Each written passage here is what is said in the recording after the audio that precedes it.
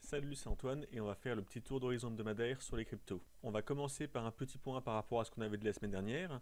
Donc la semaine dernière, on avait vu ce canal baissier en orange et on était ici, dans la zone de congestion. Et on avait dit qu'il y avait un range depuis une semaine, donc les cours restaient à l'intérieur, et que la sortie du range donnerait un signal. Donc on avait un biais baissier parce que la tendance de fond est baissière, et ça s'est confirmé, ça a bien cassé à la baisse. L'objectif de la baisse, c'était la ligne de tendance long terme en rouge, donc l'oblique, qui a été atteint ces derniers jours. Et maintenant, les cours sont vraiment très baissiers et on peut se demander est-ce qu'ils vont rebondir ou pas. Donc c'est ce qu'on va voir pendant le reste de la vidéo. Donc on va enlever un peu ces tracés pour faire du ménage et on va réanalyser à partir d'un graphique un peu plus vierge. Avant de vraiment entrer dans la technique pure, on va juste prendre la courbe du Bitcoin, la courbe assez long terme, et on voit qu'on est vraiment sur l'oblique de support. Donc ça, c'est quelque chose que tout le monde a vu sur le marché. Tous ceux qui suivent le Bitcoin, qui ont dézoomé un peu le graphique, voient cette courbe. Donc une bonne partie des gens s'attend à ce qu'on ait un rebond sur le support. Donc c'est vrai qu'un support, normalement, ça fait rebondir les cours. Mais là, ce qui me gêne, c'est que ce niveau est tellement évident, tellement vu par tout le monde, tellement attendu par tout le monde, qu'il y a peu de chances, à mon avis, que ça rebondisse facilement dessus. Sur les marchés financiers, tout le monde ne peut pas être gagnant en même temps. Donc là, tout le monde a vu ce support et je pense que beaucoup de particuliers sont rentrés à l'achat. Et à mon avis, ce que vont faire ceux qui ont le plus de poids sur le marché, c'est qu'ils vont faire une nouvelle jambe de baisse pour sortir tous ces acheteurs trop précoces. Ça me paraît un peu trop parfait que ça rebondisse maintenant. Donc ce que je verrais bien, donc ça c'est pas d'analyse technique, c'est mon avis lié à mon expérience, c'est qu'on va encore avoir un mouvement baissier pour sortir tous les acheteurs précoces. Donc si on analyse un peu maintenant quels sont les niveaux intéressants, on a ce niveau, donc ce dernier point bas, donc on est à 5900. C'est un niveau assez logique à aller tester. Ça correspondrait à donc une cassure de oblique, donc une cassure temporaire, avec un test de ce niveau. Et même ce niveau est quand même assez évident. Ce qu'on peut voir également, si on trace une oblique comme ça, donc juste en prenant les deux points hauts qu'on a pendant la baisse, on voit que ici on l'a cassé à la hausse, puis on a fait un throwback ici, et on a rebondi comme ça en faisant plusieurs throwbacks. Donc c'est rare que ça rebondisse pas et que ça reparte pas à la hausse, mais ça arrive, et pour l'instant les cours continuent de suivre cette oblique. Donc là ça pourrait très bien continuer à baisser, revenir tester l'oblique plus bas par ici, ce qui correspondrait à peu près au niveau du dernier point bas. Donc peut-être qu'à partir de là, les cours pourraient rebondir. Mais vraiment, le niveau de l'oblique, là, c'est pas un niveau qui m'intéresse beaucoup pour passer à l'achat maintenant pour du long terme. Si vous avez une vision long terme sur le Bitcoin et que vous voulez jouer sur plusieurs mois, en pensant que le Bitcoin va remonter, peut-être pas à 20 000 tout de suite, mais au moins remonter au-dessus de 10 000, à mon avis, il faut attendre vraiment un niveau excessif baissier pour se positionner. Parce que là, il y a des chances que ça continue à baisser malgré tout. L'autre point qui doit vous inciter à la prudence si vous voulez acheter, c'est que si on regarde un peu l'historique de la baisse avant, on voit que tous les niveaux qui sont trop évidents, par exemple ici, regardez, là on est monté, ici on a fait une zone de congestion pendant la montée. Donc c'est une zone qui est devenue un support. Donc quand on a commencé à baisser ici, les gens étaient toujours haussiers sur le Bitcoin, on ne savait pas que ça allait encore baisser comme ça. Et donc ce niveau, c'était un niveau très évident pour reprendre des achats. Là, il y avait une petite correction et les gens se disaient chic, ça baisse un peu, on est en tendance haussière, on va racheter en arrivant sur ce support. Donc on va racheter à ce niveau-là, ici. Et bien regardez ce qui s'est passé, on a eu une superbe mèche de plusieurs milliers de points. Donc le support était à 14 000, la mèche est descendue jusqu'à 10 500. Donc une mèche de plusieurs milliers de points pour sortir tous les gens qui ont acheté sur ce support évident. Après, là on rebaisse, donc cette mèche basse c'est devenu le support.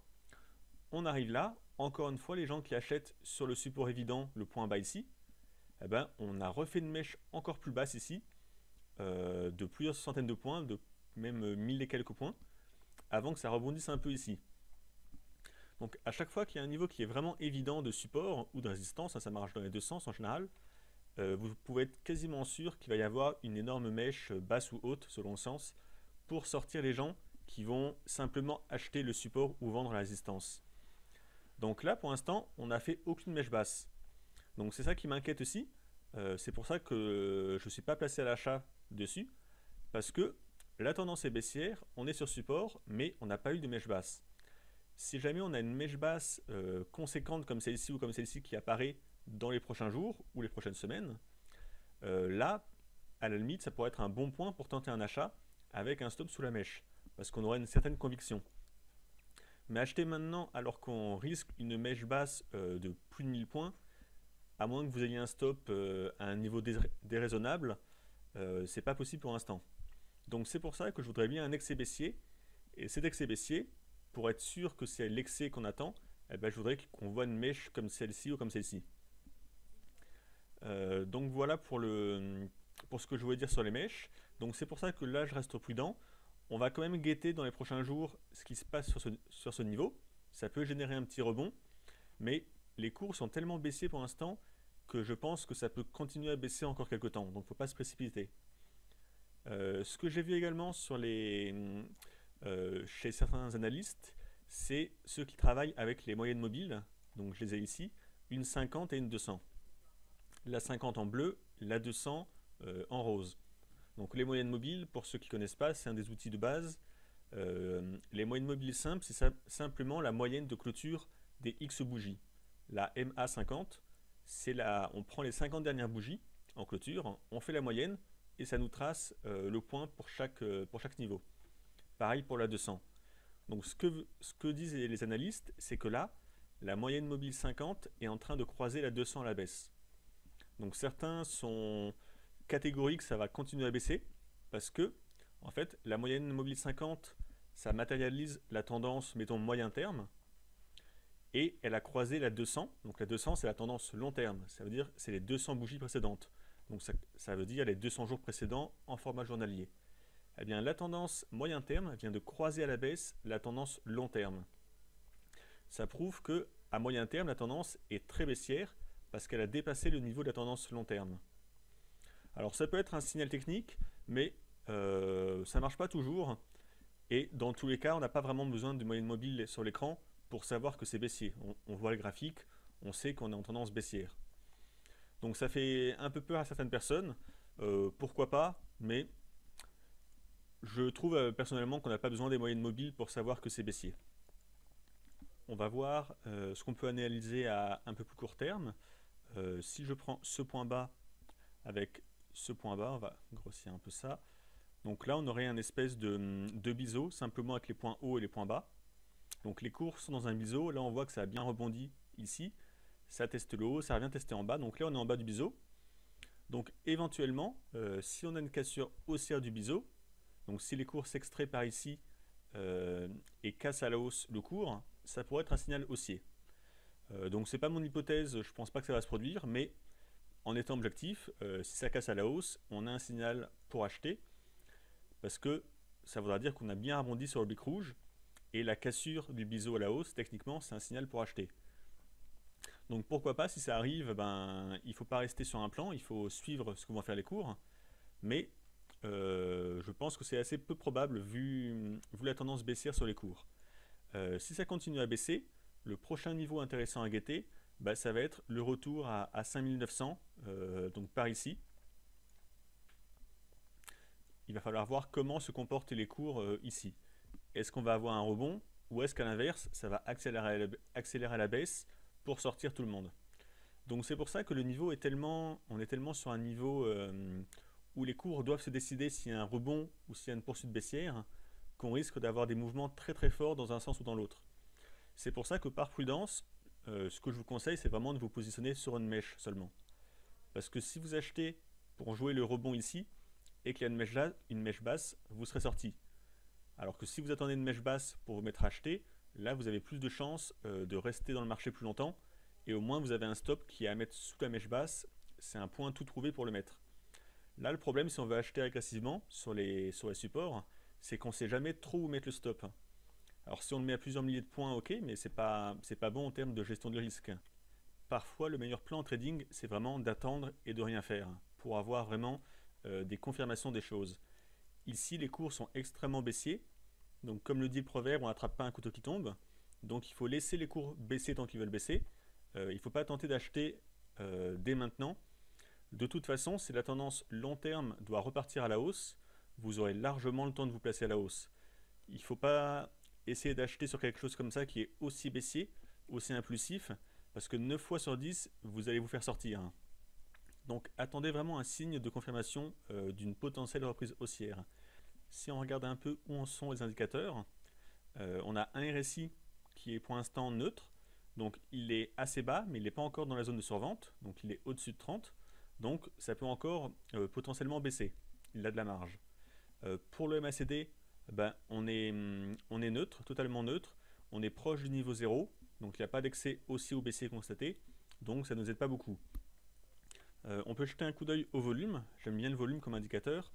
On voit que le volume est clairement baissier toujours. On a eu 2 forts pics de volume. Bon, cette bougie, on ne sait pas trop si c'est acheteur ou vendeur, parce qu'il y a une mèche, mais cette bougie, on voit bien qu'elle a un grand corps rouge avec un fort volume.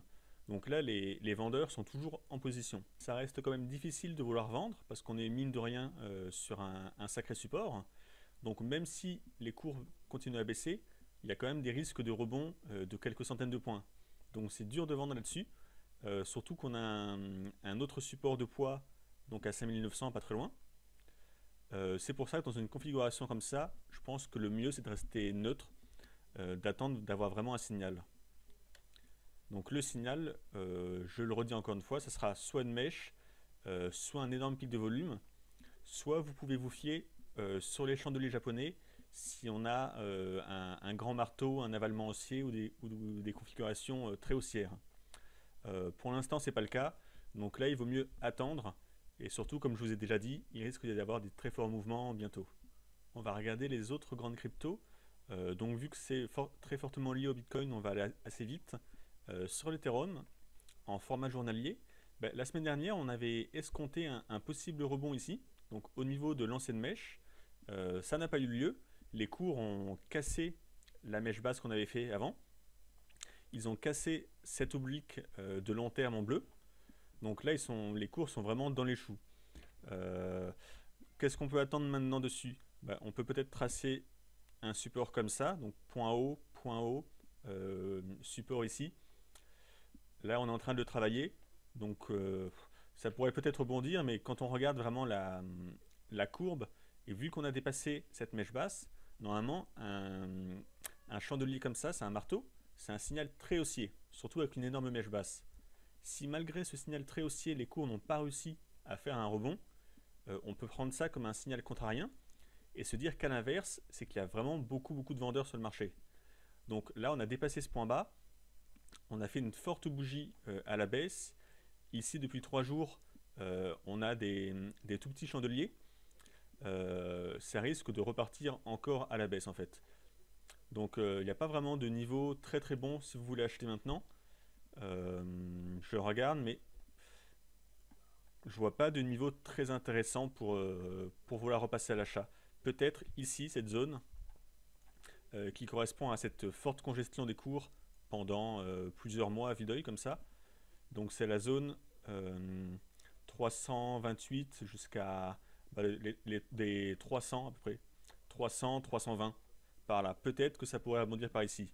Mais honnêtement, quand on voit la tête des cours et la pression baissière qu'il y a actuellement, ça donne pas du tout envie de chercher des achats sur cet actif. Sur le Litecoin, on est sur un niveau de support, donc on est sur l'ancien point bas ici. Les cours sont en train d'arriver dessus. Donc techniquement, ça pourrait rebondir. Le niveau est bon pour jouer un rebond. Du côté des indicateurs, on a un RSI qui est en zone de survente et on a un stochastique qui a donné un signal d'achat et qui est également en zone de survente. Donc techniquement, on est plutôt sur un bon niveau pour tenter des achats, mais encore une fois, ce qui me gêne, c'est que vu tout ce qu'on a dit avant sur le Bitcoin, où je pense qu'il va encore y avoir une phase de baisse, j'ai du mal à vouloir envisager des achats, même si le niveau est bon. Si vous voulez tenter le coup, pourquoi pas. On est sur un support, les indicateurs sont en survente, ça peut monter. Par contre, on voit que l'actif fait des belles mèches basses. Donc là, c'est un niveau évident. On risque d'avoir encore une mèche basse en dessous. Donc si vous voulez tenter un achat, pourquoi pas. Mais je vous conseille d'avoir quand même un stop assez large sous le support.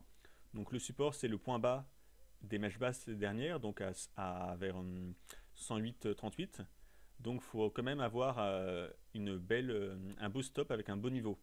Si vous mettez un stop collé à ce niveau-là, vous êtes quasiment sûr de vous faire sortir sur une mèche. Sur le Ripple, il n'y a pas grand chose à dire. On avait dit la semaine dernière que si on dépassait le point bas de la mèche, il y avait des bonnes chances que les cours continuent à baisser. Donc là, on a vraiment cassé une zone assez importante de support, donc c'est ce cadre en orange. Là, on est en dessous. Bon, alors c'est pas très impulsif. Je ne sais pas si on peut dire que la cassure est vraiment validée, mais on voit en tout cas que les cours n'ont pas rebondi dessus. Donc ça montre qu'il y a quand même une forte pression vendeuse. Donc là, je vois pas grand chose à faire, hein. Si vous voulez acheter sur le Ripple, le plus simple c'est d'attendre une éventuelle sortie haussière de ce canal baissier. Mais c'est vraiment pas à l'ordre du jour pour l'instant, hein. Il y a peu de chances que ça reparte à la hausse et que ça casse ce canal. Donc à mon avis, ça va continuer à chuter. Et on n'a pas beaucoup d'historique non plus pour estimer d'autres niveaux intéressants.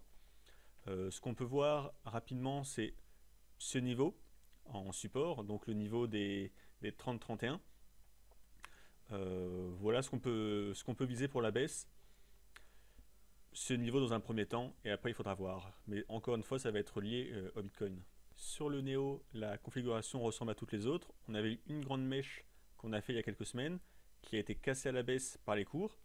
Donc encore une fois, on pensait qu'il y aurait un rebond dessus. Il n'y a pas eu de rebond. Donc qu'est-ce qu'on peut guetter maintenant?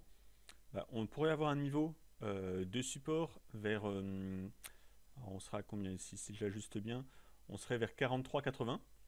Donc un niveau de support avec plusieurs points hauts. Donc on n'en est pas très loin. Et en dessous de ce support, le prochain support, ce serait le bas du canal. Pour l'instant, il n'y a pas de velléité haussière, hein.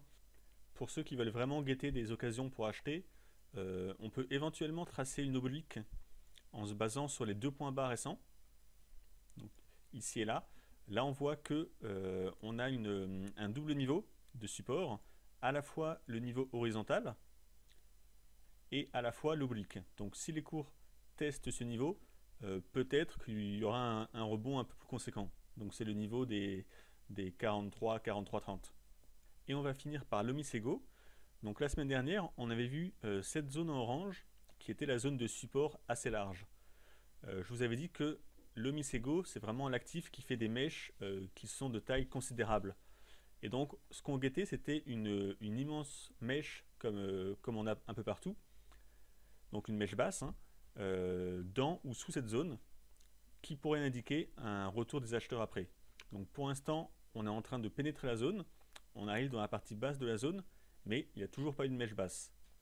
Donc c'est un peu à corréler dans la façon de voir le trader avec ce que j'ai dit sur la Bitcoin.